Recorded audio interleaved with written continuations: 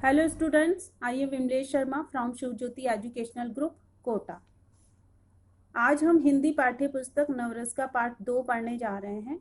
पाठ का शीर्षक है हार की जीत। इस पाठ के लेखक हैं सुदर्शन जी। इस पाठ के नाम से ही हमें ज्ञात हो रहा है कि हार में जीत छिपी है। अगर हारने वाला अपने मानवीय गुणों को न भूले तो वह उच्च और पवित्र विचारों से दुष्ट व्यक्ति का भी मन बदल सकता है। तो आइए पढ़ते हैं हार की जीत। माँ को अपने बेटे और किसान को अपने लहलाते खेत देखकर जो आनंद आता है वही आनंद बाबा भारती को अपना घोड़ा देखकर आता था। भगवान की पूजा अर्चना से जो समय बचता था उसे वे घोड़े की देखभाल में लगाते थे। उनका घोड़ा बलवान और सुंदर था। यहाँ पर बलवान का अर्थ है शक्तिशाली। उस घोड़े की सुंदरता की चर्चा बहुत दूर दूर तक थी। बाबा भारती उसे प्यार से सुल्तान कहकर पुकारते थे। वे घोड़े की सेवा अपने हाथों से करते, खुद दाना खिलाते और उसे देख देख कर प्रसन्न होते थे। उन्होंने अपनी धन दौलत, जमीन जायदाद आदि सब कुछ छोड़ दिया था। यहाँ पर जमीन जायदाद का अर्थ है धन संपत्ति। यहाँ तक कि उन्हें नगर के जीवन से भी घृणा थी। जब गांव के बाहर एक छोटे से मंदिर में रहते और भगवान का भजन करते थे, उन्हें ऐसा लगने लगा था कि वे सुल्तान के बिना नहीं रह सकेंगे। वे उसकी चाल पर लट्टू थे। वे कहते थे, ऐसे चलता है जैसे मोर नाच रहा हो। जब तक संध्या समय सुल्तान पर चढ़कर 8-10 मील का चक्कर न लगा लेते, उन्हें चैन न आता। खड़ग सिंह वहाँ का नामी डाकू था। लोग उसका नाम सुनकर कांपते थे। सुल्तान की कीर्ति उसके कानों तक भी पहुंची। यहाँ पर कीर्ति का अर्थ है प्रसिद्धि। उसका मन सुल्तान को देखने के लिए मचल उठा। वह एक दिन दोपहर के समय बाबा भारती के पास आया और नमस्कार करके बैठ गया। बाबा भारती ने पूछा, खड़ग सिंह क्या हाल है? खड़ग सिंह ने सिर झुकाकर उत्तर दिया, आपकी दया है। कहो इधर कैसे आ गए? सुल्तान की चाह खींच लाई। विचित्र जानवर है, यानी अनोखा जानवर है। देखोगे तो प्रसन्न हो जाओगे। मैंने भी बड़ी प्रशंसा सुनी है। उसकी चाल तुम्हारा मन मोह लेगी। कहते हैं देखने में भी बड़ा सुंदर है। क्या कहना, जो उसे देखता है बस देखता ही रह जाता है। बहुत दिनों से सुल्तान को देखने की अभिलाषा थी। यहाँ पर अभिलाषा का अर्थ है इच्छा। आज उपस्थित हो सका हूँ। बाबा भारती और खड़ग सिंह अस्तबल में पहुंचे। अस्तबल का अर्थ है जहाँ पर घोड़ों को रखा जाता है। बाबा ने घोड़ा दिखाया अभिमान से। अभिमान का अर्थ है गर्व। खड़ग सिंह ने घोड़ा देखा आश्चर्य से। उसने हजारों घोड़े देखे थे, परंतु ऐसा बांका घोड़ा यानी अनोखा घोड़ा उसकी आंखों के सामने पहले कभी ना आया था। सोचने लगा कि ऐसा घोड़ा उसके पास होना चाहिए। एक साधु को ऐसी चीजों से क्या लाभ। कुछ देर वहीं पर चुपचाप खड़ा रहा। फिर उसके हृदय में हलचल होने लगी। बालकों किसी अधीरता से बोला। अधीरता का अर्थ है व्याकुलता से। परंतु बाबा जी, इसकी चाल न देखी तो क्या देखा। घोड़े की प्रशंसा दूसरे के मुख से सुनने के लिए बाबा का हृदय और भी अधीर हो उठा। घोड़े को खोलकर बाहर ले गए। घोड़ा वायु की वेग से उड़ने लगा। उसकी चाल देखकर खड़ग सिंह के हृदय पर सांप लौट गया। यहाँ पर सांप लौटना मुहावरा है, यानी उसे ईर्ष्या होने लगी। खड़ग सिंह जिद्दी था और जो वस्तु उसे पसंद आ जाती उस पर अपना अधिकार समझता था। जाते जाते उसने कहा, बाबा जी, यह घोड़ा मैं आपके पास न रहने दूंगा। बाबा भारती डर गए। अब उन्हें रात को नींद न आती। सारी रात अस्तबल की रखवाली में कटने लगी। उन्हें हर समय खड़ग सिंह का भय लगा रहता था। कई मास बीत गए, परंतु वह न आया। यहाँ तक कि बाबा भारती कुछ असावधान भी हो गए और इस भय को स्वप्न की तरह झूठा समझने लगे। यहाँ पर स्वप्न का अर्थ है सपना। एक दिन संध्या का समय था। बाबा भारती सुल्तान की पीठ पर सवार होकर घूमने जा रहे थे। इस समय उनकी आंखों में चमक थी, मुख पर प्रसन्नता। कभी घोड़े के शरीर को देखते, कभी उसके रंग को, और मन में फूले न समाते थे। अचानक एक और से आवाज आई, ओ बाबा, इस कंगले की सुनते जाना। कंगले का अर्थ है गरीब। आवाज में करुणा थी। बाबा ने घोड़े को रोक लिया। देखा, एक अपाहिज पेड़ की छाया में पड़ा करा रहा है। बाबा ने पूछा, तुम्हें क्या कष्ट है बच्चा? यहाँ पर कराने का अर्थ है दर्द भरी आवाज। अपाहिज ने हाथ जोड़कर कहा, बाबा, मैं दुखिया हूँ, मुझ पर दया करो। मुझे यहाँ से 3 मील दूर जाना है। घोड़े पर चढ़ा लो, परमात्मा भला करेगा। यहाँ पर परमात्मा का अर्थ है ईश्वर, भगवान। वहाँ तुम्हारा कौन है? दुर्गा दत्ते वैद्य का नाम आपने सुना होगा। मैं उनका सौतेला भाई हूँ। बाबा भारती ने घोड़े से उतरकर अपाहिज को घोड़े पर बैठा लिया और स्वयं उसकी लगाम पकड़कर धीरे धीरे चलने लगे। सहसा उन्हें एक झटका सा लगा और लगाम हाथ से छूट गई। उनके आश्चर्य का ठिकाना न रहा जब उन्होंने देखा अपाहिज घोड़े की पीठ पर तनकर बैठा है और घोड़े को दौड़ाए ले जा रहा है। उनके मुख से चीख निकल पड़ी। वह अपाहिज और कोई नहीं, डाकू खड़ग सिंह था। बाबा भारती कुछ देर तक चुप रहे और इसके पश्चात कुछ निश्चय करके बोले, जरा ठहर जाओ। खड़ग सिंह ने घोड़ा रोक लिया और उसकी गर्दन पर प्यार से हाथ फेरते हुए कहा, बाबा जी, यह घोड़ा अब न दूंगा, परंतु एक बात तो सुनते जाओ। बाबा भारती बोले। खड़ग सिंह ठहर गया। बाबा भारती ने निकट जाकर उसकी ओर ऐसी आंखों से देखा जैसे बकरा कसाई की ओर देखता है और कहा, यहाँ पर निकट का अर्थ है पास। यह घोड़ा तुम्हारा हो चुका है। मैं तुमसे इसे वापस करने के लिए न कहूँगा, परंतु खड़ग सिंह, केवल एक प्रार्थना करता हूँ, उसे अस्वीकार न करना, नहीं तो मेरा दिल टूट जाएगा। बाबा जी, आज्ञा दीजिए, मैं आपका दास हूँ, केवल यह घोड़ा न दूंगा। अब घोड़े का नाम न लो। मैं तुमसे इसके बारे में कुछ न कहूँगा। मेरी प्रार्थना केवल यह है कि इस बात को किसी को भी मत बताना। खड़ग सिंह का मुंह खुला रह गया। उसका विचार था कि उसे घोड़े को लेकर यहाँ से भागना पड़ेगा, परंतु बाबा भारती ने स्वयं उससे कहा कि इस बात को किसी के सामने प्रकट न करना। बाबा जी ने ऐसा क्यों कहा? खड़ग सिंह ने बहुत सोचा, बहुत सिर मारा, पर कुछ समझ न सका।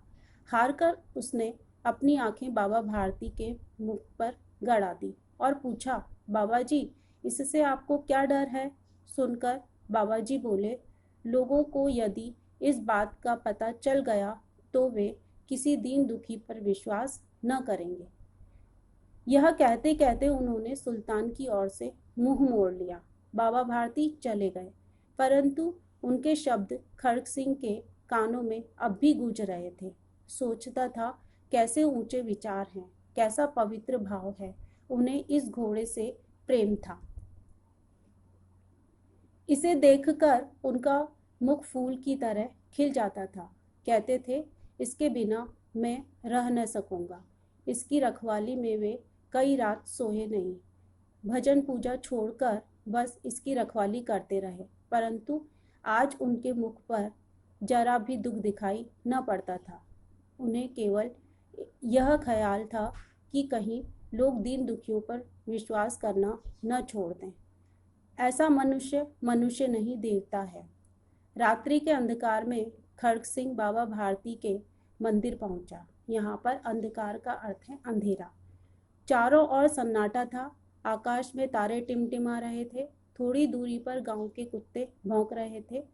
मंदिर के अंदर कोई शब्द सुनाई न देता था। खड़ग सिंह सुल्तान की बाग पकड़े हुए था। यहाँ बाग का अर्थ है लगाम। वह धीरे धीरे अस्तबल के फाटक पर पहुंचा। फाटक खुला पड़ा था। किसी समय वहां बाबा भारती स्वयं लाठी लेकर पहरा देते थे, परंतु आज उन्हें किसी चोरी डाके का भय न था। खड़ग सिंह ने आगे बढ़कर सुल्तान को उसके स्थान पर बांध दिया और बाहर निकलकर असावधानी से फाटक बंद कर दिया। इस समय उसकी आंखों में नेकी के आंसू थे। नेकी के आंसू का अर्थ है यहाँ पर अच्छे कार्य के आंसू। सूर्योदय से पूर्व बाबा भारती उठे, कुटिया से बाहर निकलकर ठंडे जल से स्नान किया। उसके पश्चात उनके पांव अस्तबल की ओर ऐसे बढ़े जैसे कोई सपने में चल रहा है, परंतु फाटक पर पहुंचकर जरा रुक गए। घोड़े ने अपने स्वामी के पांव की चाप को पहचान लिया और जोर से हिनहिनाया। यहाँ पर पांव की चाप का अर्थ है पैरों की आवाज। अब बाबा भारती आश्चर्य और प्रसन्नता से दौड़ते हुए अंदर घुसे और बड़े प्यार से घोड़े के गले से लिपटकर इस प्रकार रोने लगे मानो कोई पिता बहुत दिनों से बिछड़े हुए पुत्र से मिल रहा हो। फिर वे संतोष से बोले, अब कोई दीन दुखियों की सहायता से मुंह नहीं मोड़ेगा। तो इस पाठ से हमने जाना कि किस तरह संत जैसे बाबा भारती ने अपने उच्च विचारों से दुष्ट खड़ग सिंह से सुल्तान को वापस करने के लिए मजबूर कर दिया था।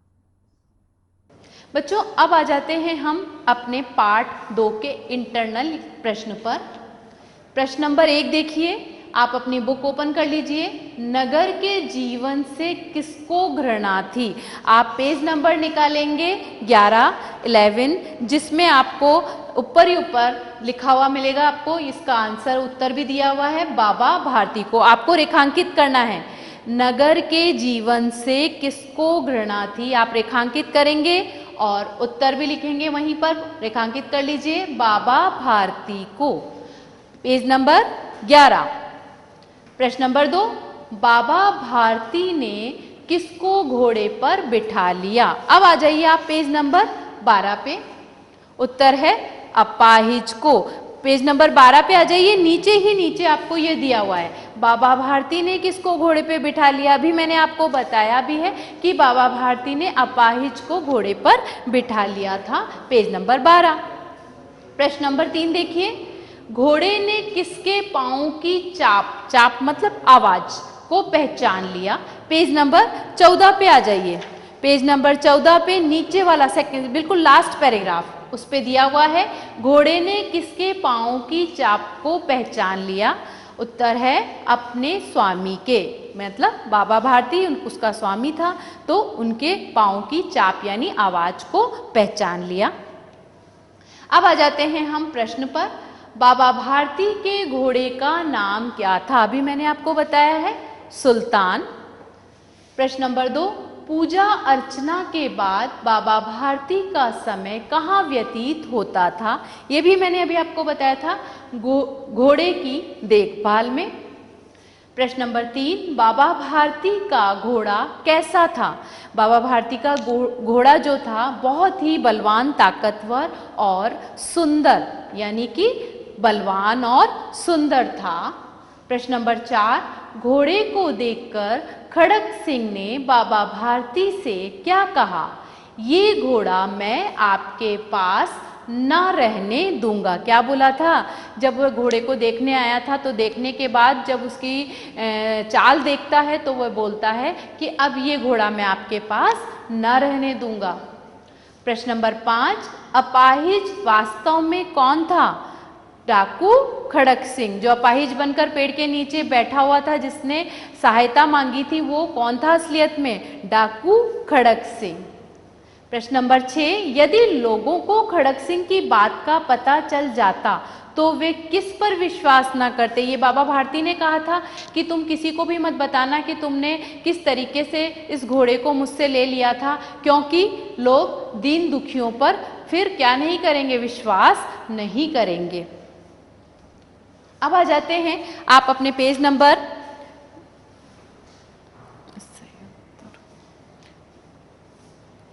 आप 16 पर आ जाइए। सही उत्तर पर सही का निशान लगाइए। क, खड़ग सिंह कौन था? डाकू, भक्त, किसान, तो सबको पता है क्या कौन था? डाकू, तो यहाँ राइट का निशान लगाना है। ख, सुल्तान की कौन सी विशेषता देखकर खड़ग सिंह के हृदय पर सांप लौट गया? तो यहाँ विशेषता बताई थी उसकी, उसने बोला था कि चाल ना देखी तो क्या देखा, तो यहाँ उसकी चाल देखकर, ठीक है, इस पे राइट का निशान लगाएंगे। उसकी चाल देखकर उसे ये चीज लगने लगी थी कि बहुत ही आकर्षक है, बहुत ही सुंदर घोड़ा है। ग, पेड़ के नीचे करहा रहे अपाहिज व्यक्ति ने स्वयं को कौन बताया? उसने जब परिचय दिया था तो क्या बताया था? उसने बोला था कि वैद्य दुर्गादत्त का सौतेला भाई। डाकू खड़क सिंह एक राहगीर नहीं, उसने अपने आप का परिचय दिया था, नंबर 1 पे दिया है वैद्य दुर्गादत्त का सौतेला भाई। तो यहाँ राइट का निशान लगा लीजिए। घ, डाकू खड़क सिंह का मन कैसे बदल गया? अब वो अपने मन में कैसे उसने परिवर्तन लिया, किस तरीके से उसका मन बदल गया? बाबा भारती के ऊंचे विचार सुनकर, बाबा भारती का उपदेश सुनकर, उसे घोड़ा पसंद नहीं आया? नहीं, जब बाबा भारती ने उसे उसके अपने विचार बताए थे तब उसे सुनकर उसके मन में परिवर्तन आ गया। तो यहाँ नंबर 1 पे आ गया, राइट का निशान लगा लीजिए। अब आ जाते हैं किसने किससे कहा। इसी पेज पर दिया हुआ है, आपका पेज नंबर 16 पर ही है। प्रश्न नंबर 2 देखिए, किसने किससे कहा? क, खड़क सिंह क्या हाल है? तो किसने कहा था? ये बाबा भारती ने, क्योंकि जब खड़क सिंह बाबा भारती के पास पहुंचा तो सबसे पहले बाबा भारती ने उससे पूछा कि खड़क सिंह क्या हाल है। बाबा भारती ने किससे? खड़क सिंह से। ख, सुल्तान की चाह खींच लाई। अब ये किसने कहा? खड़क सिंह ने। किससे? बाबा भारती से। ग, मुझे यहाँ से 3 मील दूर जाना है। ये किसने बोला था? ये अपाहिज ने, क्योंकि वो वहां पर पेड़ के नीचे लेटा हुआ था और उसने अपने परिचय देने के बाद में कहा कि मुझे 3 मील दूर जाना है। तो ये अपाहिज ने किससे कहा? बाबा भारती से। घ, परंतु एक बात तो सुनते जाओ। किसने कहा? बाबा भारती ने। जब वो डाकू खड़क सिंह घोड़े को लेकर जा रहा था तब उसे रोककर बोला था कि एक बात तो सुनते जाओ। किससे? खड़क सिंह से। प्रश्न नंबर 3, हाँ या नहीं में उत्तर दीजिए। क, बाबा भारती के घोड़े का नाम बादल था? नहीं। सुल्तान? तो यहाँ नहीं आएगा। ख, खड़क सिंह स्वभाव से जिद्दी था? मैंने अभी आपको बताया था, बिल्कुल हाँ। ग, डाकू खड़क सिंह एक अपाहिज के रूप में बाबा भारती के पास आया था? हाँ। जब वो अपाहिज बनकर वहां पर लेटा था और किस तरीके से उसने अपाहिज बनकर घोड़े को ले लिया था, तो यहाँ अपाहिज बनकर आया था। घ, डाकू खड़क सिंह ने घोड़ा एक बड़े व्यापारी को बेच दिया? नहीं। तो यहाँ पर उन्होंने किसी व्यापारी को नहीं बेचा था, बल्कि धोखे से डाकू खड़क सिंह ने उसे हथिया लिया था। अब आ जाते हैं बच्चों हम शब्दार्थ पर। नंबर 1 पे है अभिलाषा। अभिलाषा का अर्थ हो गया इच्छा। 2 पर है अभिमान। अभिमान मतलब गर्व करना किसी पर, मतलब बाबा भारती को किस पे अभिमान था? अपने घोड़े पर, यानी गर्व था। 3 अधीरता, बेचैनी। बेचैनी हो गई थी खड़क सिंह को जब उसने घोड़े को देखा था। 4 परमात्मा, ईश्वर। 5 निकट यानी नजदीक। 6 अंधकार, अंधेरा। अब आ जाते हैं प्रश्न क, निम्नलिखित प्रश्नों के उत्तर लिखिए। 1, बाबा भारती अपने घोड़े को देखकर क्यों प्रसन्न होते थे? अभी मैंने आपको बताया था कि घोड़ा जो था बहुत ही सुंदर था, बलवान, ताकतवर था, तो उसे देखकर वे बड़े प्रसन्न होते थे। उत्तर, बाबा भारती का घोड़ा सुंदर व बलवान था, इसलिए वे उसे देखकर प्रसन्न होते थे। 2 नंबर पे, खड़क सिंह ने बाबा भारती का घोड़ा पाने के लिए क्या किया? ये तो अभी हमने पढ़ा ही है, क्या किया था उसने? खड़क सिंह ने बाबा भारती का घोड़ा पाने के लिए अपाहिज बनकर उनसे सहायता मांगी। किससे? बाबा भारती से। पेड़ के नीचे अपाहिज बनकर लेट गया और जब बाबा भारती आए तो उनके घोड़े पे बैठकर 3 मील दूर जाने के लिए उसने कहा और वह अपाहिज उस घोड़े पे बैठा और थोड़ी देर में ही अपने आप को उसने संभाल लिया। और वो कौन था? वो खड़क सिंह, डाकू खड़क सिंह था। तो वो अपाहिज बनकर वहां आया था। प्रश्न नंबर 3, बाबा भारती ने खड़क सिंह से क्या प्रार्थना की? अब वो जब घोड़े को लेके जा रहा था तब बाबा भारती ने क्या कहा था? बाबा भारती ने खड़क सिंह से ये प्रार्थना की कि घोड़े को धोखे से ले जाने की बात किसी को मत बताना, किसी को मत कहना कि तुमने किस तरीके से मुझे धोखा देकर इस घोड़े को लेकर जा रहे हो, क्योंकि वरना कोई भी दीन दुखी पर विश्वास नहीं करेगा, वरना कोई भी किसी भी दीन दुखी की मदद नहीं करेगा, किसी की सहायता नहीं करेगा। प्रश्न नंबर 4, खड़क सिंह घोड़े को अस्तबल में क्यों बांध गया? अब जब उनके विचार उसने सुने तो खड़क सिंह ने घोड़े को अस्तबल, जो घोड़े का अस्तबल बाबा भारती के वहां था, उसमें कैसे बांध के गया वो बताया है। बाबा भारती की बातें सुनकर खड़क सिंह का हृदय परिवर्तन हो गया था, यानी उनके जो हृदय में परिवर्तन आया, किसके हृदय में? खड़क सिंह के, क्योंकि बाबा भारती के विचार इतने उच्च थे कि उसे सुनकर उसे लगा कि जब वो व्यक्ति उनका घोड़ा लेने के बाद भी मुझसे ये कह रहा है कि मैं ये बात किसी को ना बताऊं, तो उसके हृदय परिवर्तन हुआ, उसके मन में ये परिवर्तन आ गया और इसलिए वे घोड़े को वापस अस्तबल में बांध गया और उसके पश्चाताप के आंसू उसको परिवर्तन जो आया था उसके बारे में बताते हैं और उसके ये पश्चाताप के आंसू हैं जहां ये बताया गया है कि उसका हृदय परिवर्तन हो गया है। धन्यवाद स्टूडेंट।